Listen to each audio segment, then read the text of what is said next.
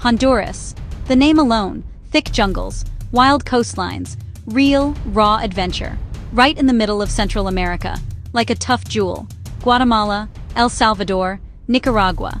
To the north, the Caribbean Sea, Bay Islands. To the south, the Pacific Ocean, Gulf of Fonseca. This location shaped its history and survival. Nature is the true boss, respect it. Be ready for anything. Old and new meet here. Cloud forest, wet air and close greenery. Hidden wildlife sounds. Tegucigalpa, San Pedro Sula. From pine-covered high mountains to hot, low coastal plains. This variety is beautiful, and survival is hard. Every name has a story, a history carved into its letters. The story of Honduras started from the sea, from what explorers first thought when they saw a new world. The most common story goes back to Christopher Columbus himself. On his fourth and last trip in 1502, his ships got caught in a terrible month-long storm off the coast. The waves were non-stop, the winds were brutal. When they finally found a safe spot, Columbus is said to have cried, "Gracias a Dios que hemos salido de estas Honduras." In Spanish, Honduras means depths. First the Cape took the name, then the whole land. It speaks of danger and relief, and of respect for the ocean. A warning and a sign of survival. Not named for a king, but for a raw, natural experience. Depths of water, and of jungle, waiting to be explored. A medal of honor. Depths in oceans, forests, history, and spirit. Long before European ships, Honduras was home to a brilliant civilization. The West was vital to the Mayan world. Copan was one of its great centers. Art, science, astronomy, written in stone. Their carved pillars are a library we can still read. They built tall pyramids and an accurate calendar. Walking Copan feels like stepping back in time. The 16th century brought a harsh turning point. Lempira led fierce resistance, bravery against huge odds. His spirit endures. The currency bears his name. Cultures mixed. Scars remained.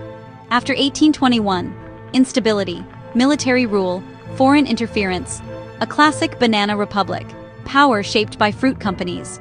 Civilian rule returned, but politics, money troubles, and crime persisted. Through storms and hardship, people endure. Honduras is not just one type of people. It's a colorful blanket made from many threads. Most, about 90%, are mestizo, a blend of European and native ancestry. Spanish traditions, language, and the Catholic faith, blended with lasting native influences. But that's only part of the story. The Lenca keep deep ties to the land and clay. The Mosquito live semi-independent along the remote northeast coast. Other groups, Pech, Tawaka, Chorti, with their own languages and traditions. Along the coast, the Garifuna, a story of strength and survival. Descendants of Africans who joined Arawak and Carib peoples, exiled to Roatan in 1797, then spread along the coast. A unique language, spiritual beliefs, and UNESCO-recognized music. Different histories living side by side, sometimes peacefully, sometimes with tension. Each group, a vital piece of a beautiful national mosaic. The culture of Honduras is warm, lively, and deeply connected to family and community. Music is everywhere, a constant soundtrack. Punta, high energy, irresistible, with Garifuna roots. Traditional marimba, romantic Latin songs, and ever-present cumbia. Music tells stories and keeps spirits strong. Food is hearty, the baleada, thick flour tortilla folded with beans, cheese, and cream. Simple, delicious, everywhere. Another favorite, Plato Típico, a feast that fuels the day. Ferias bring bursts of color, live music, and deep traditions. Patron saints, week-long celebrations. From Feria Juniana in June to La Teba Carnival in May, massive celebrations. Traditions bind communities, identity, resilience, and joy. In tough times and good ones, there's always reason to dance, to eat, and to celebrate life together. Life in Honduran cities like Tegucigalpa and San Pedro Sula is a whirlwind of energy. Buses rumble, cars honk, vendors call, people hurry, to work, to school, to the market. Cities offer jobs, healthcare, and education, but demand constant motion. In contrast, rural life moves with sun and seasons. Most work small hillside plots, growing corn, beans, and coffee. Days begin before sunrise, with roosters and wood smoke. Hard work, simple tools, and deep knowledge of the land. Cities bring connectivity, and congestion, pollution, stress. Country life offers peace, but limited electricity, water, and healthcare. Everywhere, family is the core, childcare, money help, and support through crises. That shared value ties the nation together, bridging the busy city and the quiet village. Different rhythms, one resilient people. The Honduran economy is a complex machine, built on farming, striving to modernize.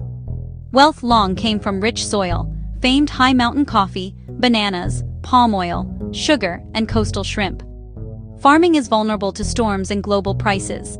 So industry grew, maquiladoras, especially around San Pedro Sula. They import materials, export clothes, creating thousands of jobs and powering growth. Tourism has huge potential. Sea, ruins, and vast parks, tempered by safety concerns. Challenges persist: poverty, inequality, and low wages. Many leave for opportunity. Remittances become a lifeline. Weak laws, corruption, and crime deter investment and hurt small businesses. Yet entrepreneurship thrives, from food stalls to fair trade farms to tech startups. The future rests on stable jobs, better education, and stronger institutions. It's a tough climb, but Hondurans are fighters. Clever, determined, moving forward one day at a time.